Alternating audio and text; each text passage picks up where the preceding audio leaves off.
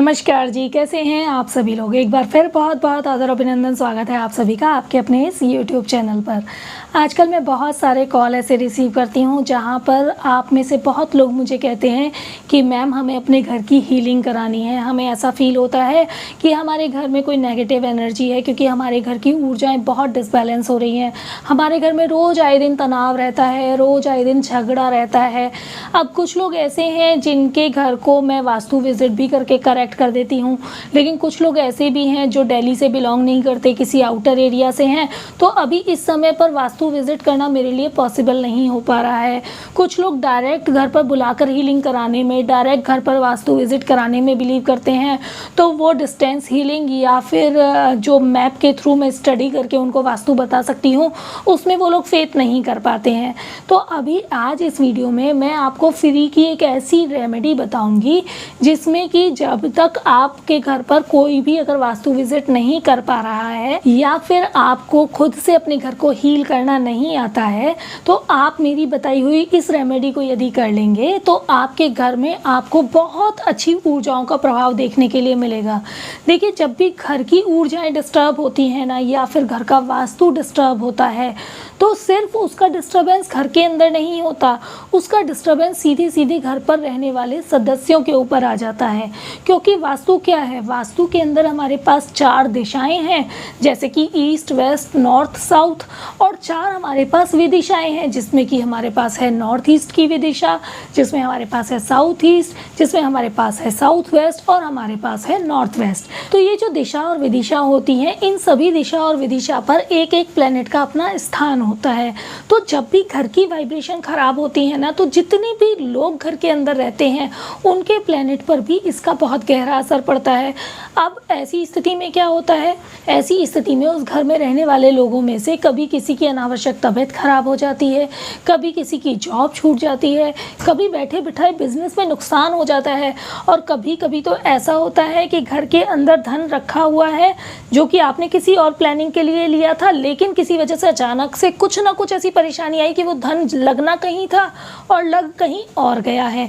तो आज कुछ ऐसा उपाय करेंगे जिससे कि आपके घर की इस तरह की जितनी भी परेशानियां हैं, वो सभी परेशानियां बहुत ही स्ट्रांगली दूर हो सकती हैं। देखिएगा, ये उपाय फ्री का है, इसका मतलब ये नहीं है कि स्ट्रांग नहीं है, इसलिए इस उपाय को कीजिएगा। इसके एक बार में ही आपको 100% रिजल्ट देखने के लिए मिलते हैं। तो जो जो बता रही हूँ ना, इसको नोट कर लीजिए।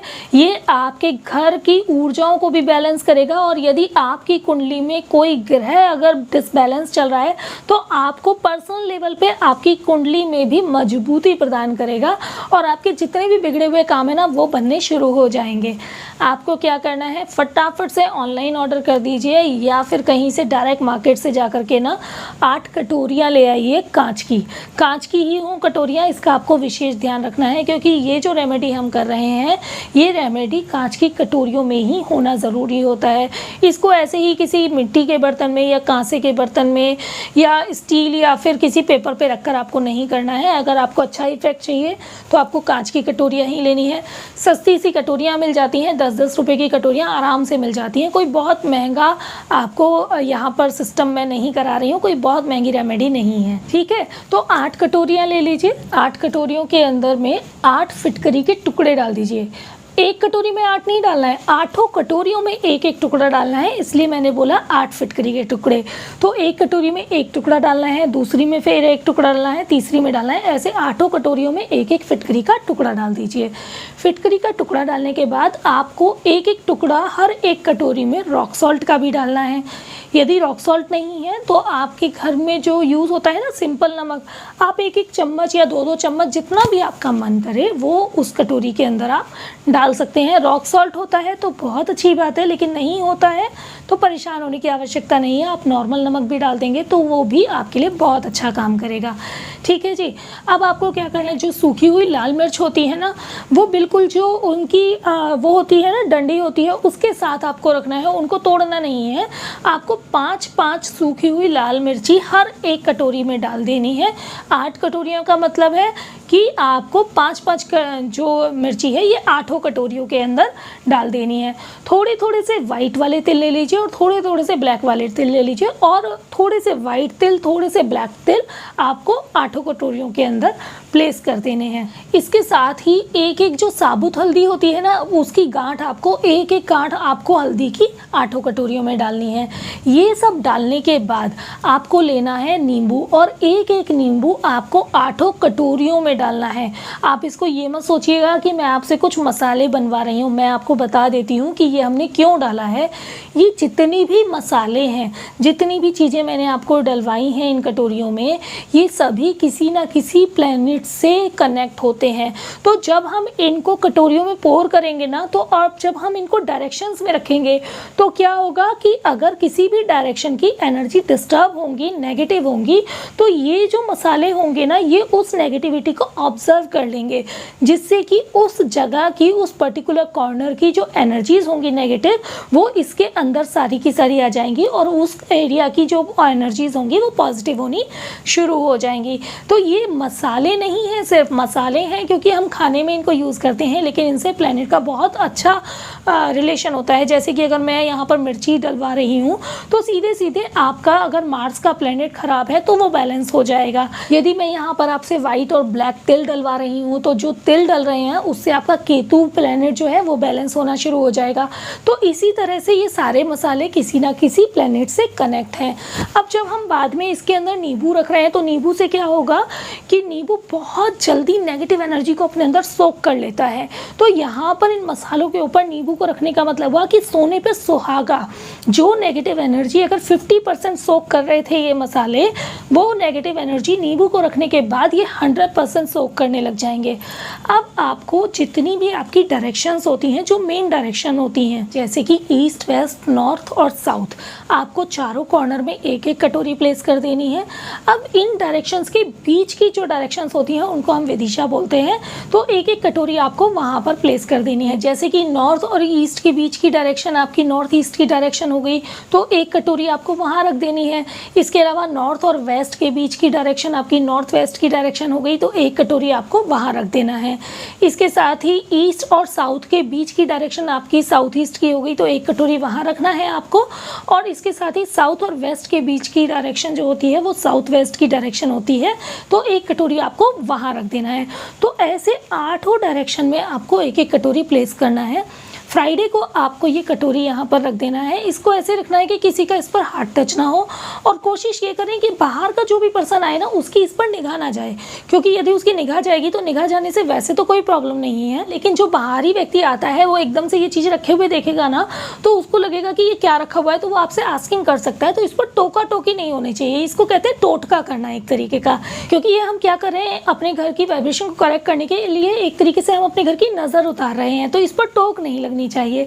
तो ये फ्राइडे को हमने रख दिया। अब हमें क्या करना है, अगले दिन सुबह को सूर्योदय से पहले हमें जागना है, स्नान करके ये जितनी भी कटोरियां हैं इनका आपको मटेरियल लेना है। कटोरी आप उठाइए और एक एनवेलप में इसको डालना है। ध्यान रखिएगा कि 8 कटोरियां हैं तो 8 एनवेलप अलग अलग बनाने हैं। सारे सामान को एक ही एनवेलप में आपको नहीं डालना है।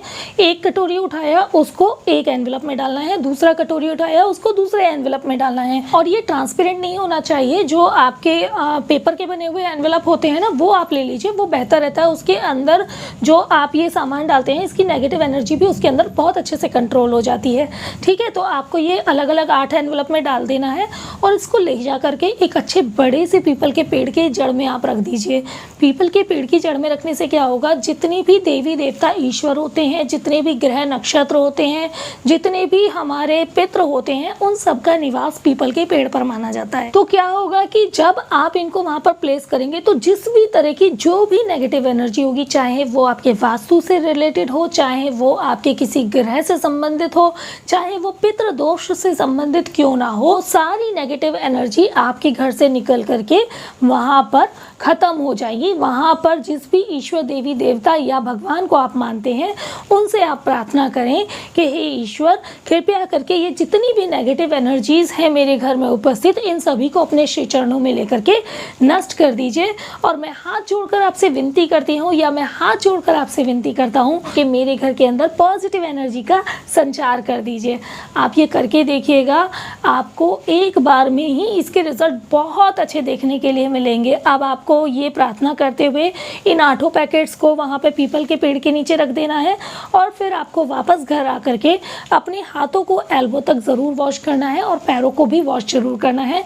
उसके बाद अपने घर में मस्टर्ड ऑयल का दिया और जला दीजिए, तो उससे तो बहुत ही अच्छी एनर्जी आनी शुरू हो जाएंगी, क्योंकि पहले आपने हील कर लिया, सारी नेगेटिव एनर्जीज़ को आपने उठाया और उनको आपने भगवान के श्री चरणों में नष्ट करने के लिए समर्पित कर दिया पीपल के पेड़ के नीचे। उसके बाद आप आकर के मस्टर्ड ऑयल का दिया और जला लीजिए। फिर देखिएगा कि आपके घर की एनर्जीज़ आपको खुद बहुत अच्छी फील होंगी। आपको अपने घर में बहुत ही हल्कापन भी फील होगा, अपने घर में बहुत ही साफ़ सुथरा भी फील होगा, आपको अपने घर में बहुत शांति, बहुत सुकून फील होगा। यदि कोई व्यक्ति बीमार है तो उसकी तबीयत में भी आपको बहुत सुधार देखने के लिए मिलेगा।